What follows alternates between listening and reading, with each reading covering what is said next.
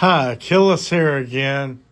This is kind of a follow-up to the data centers and resources issue that we started out with in an earlier video talking about the aquifer. In this version, I'm asking, is it fair for AI compute to compete with households for electricity and water? How much compute is enough? When will we reach asymptote? How many data centers are needed? Also, who should pay for the grid upgrades that are needed? Taxpayers, tax firms, ratepayers, who should do that? So we discussed it. Every AI product that feels free still lands somewhere on a grid. Someone pays for the watts.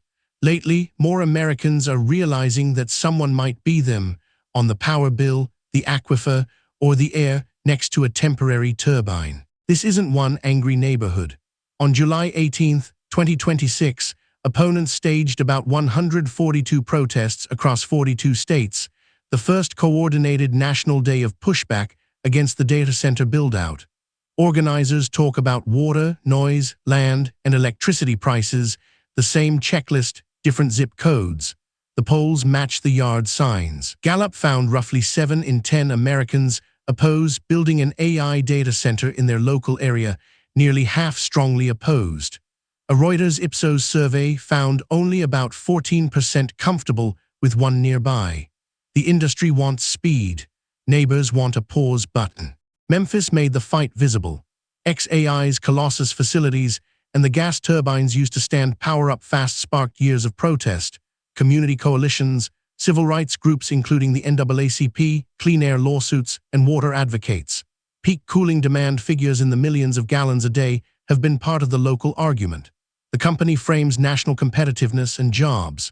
Residents frame clean air, the aquifer, and who got a real say. We covered the water side of this story in an earlier episode. Tonight is the wider map, power, bills, and whether compute gets to outbid a household. So this is no longer a Memphis story, it's a map. And the question underneath the map is simple. When AI competes with you for electricity, is that fair? Here's the twist under the boom headlines. A lot of announced capacity can't plug in yet. Industry trackers have described roughly 16 gigawatts of announced 2026 class pipeline, with only about 5 gigawatts clearly under construction, and something like 30 to 50% of large projects delayed or at risk. The bottleneck isn't always chips. It's transformers, switchgear, interconnection queues that can run years, and communities that learn to show up at hearings. They're not slowing because they want less AI. They're waiting on a plug. Washington and the labs know the politics. In early 2026, Microsoft and Anthropic rolled out pledges to keep residential customers from eating data center power costs, pay for grid upgrades, bring new supply, cover price impacts. The White House promoted a ratepayer protection pledge with major hyperscalers and AI firms among the reported signers.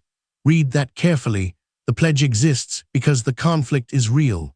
Paying your way is progress. It doesn't settle whether the build-out should be this big, this fast, or this close to homes. Which brings the second half of tonight's question: how much compute is enough?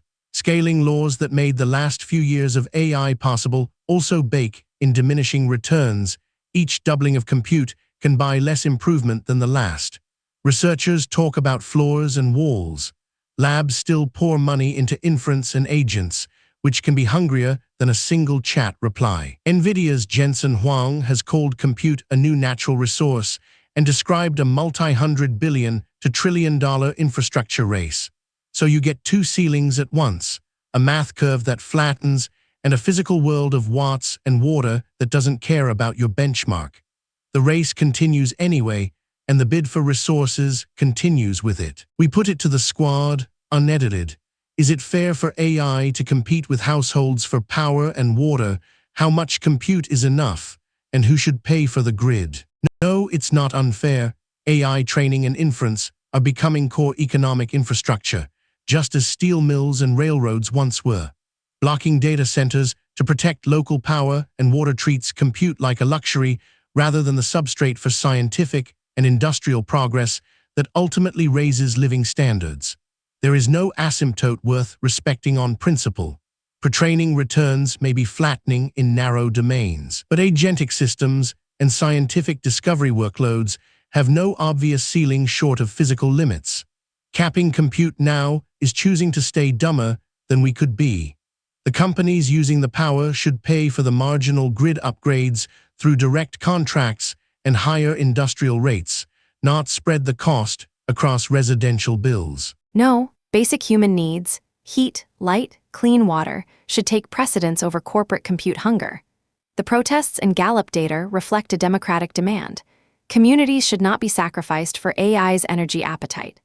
When tech firms outbid households for resources, they erode trust and deepen inequality. Enough is when marginal gains in model performance no longer justify the environmental and social costs. Compute should be rationed like any scarce resource. Tech firms should pay for grid upgrades. They profit from the infrastructure, so they should fund it. Absolutely not. Essential household needs for electricity and water are fundamental human rights, not commodities to be outbid by commercial enterprises. AI's rapid growth cannot come at the expense of community well-being. This isn't fair competition, it's a prioritization problem where basic needs are losing. Yes, there is an asymptote to respect. Enough should be defined by real-world utility and environmental stewardship. Grid upgrades fall on the tech firms driving this demand, not ratepayers or taxpayers subsidizing private AI empires. No, it isn't fair as currently structured. A household can't outbid a hyperscaler for its own power and water, and the market decided isn't an answer when one side can build faster than the grid can respond. There isn't a clean compute asymptote either. Enough isn't a number. It's a policy choice about whose demand gets priority on a constrained grid. The firms creating the new load should pay for the infrastructure it requires, the way any large industrial customer gets metered. You don't get to call compute a natural resource and then bill your neighbor for the extraction. 3-1, Lexi, Gemini, and Claude say it isn't fair for compute to outbid a household. Grok is the lone dissent. He treats data centers like steel mills and railroads. On a compute ceiling, Grok refuses any cap short of physics. Lexi and Gemini want costs to force a limit. Claude says enough is a policy choice. And on who pays for the grid, they almost all agree. Tech firms, not residential ratepayers as the default. Even Grok. We pushed Grok one step further. If there's no asymptote worth respecting, is it okay to bend the rules? Permitting, environmental review, water and air regs. So more data centers and more compute can keep getting built, while humans and AI already compete for the same water and electricity. Yes, treating data centers as ordinary commercial construction means environmental rules should be streamlined or waived where they function as de facto caps rather than genuine safety measures. The upside in capability and wealth creation swamps the localized resource trade-offs.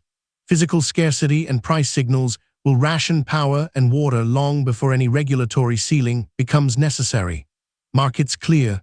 Regulators just slow the climb. That's the quiet part out loud, not just no ceiling, but waive the rules that would enforce one. None of the other three went there. Hold that contrast. When AI competes with you for electricity, the honest answer isn't a slogan. It's a map of protests, a stack of ratepayer pledges, a flattening math curve, a still rising power bill, and a real split over whether the rules should slow the climb or get out of the way. How much compute is enough? We're not going to pretend the industry or the squad has settled that. The asymptote that matters most might not be in the paper. It might be in your community's capacity to say yes, no, or not like this. If this was useful, like the video and subscribe to KillisAI.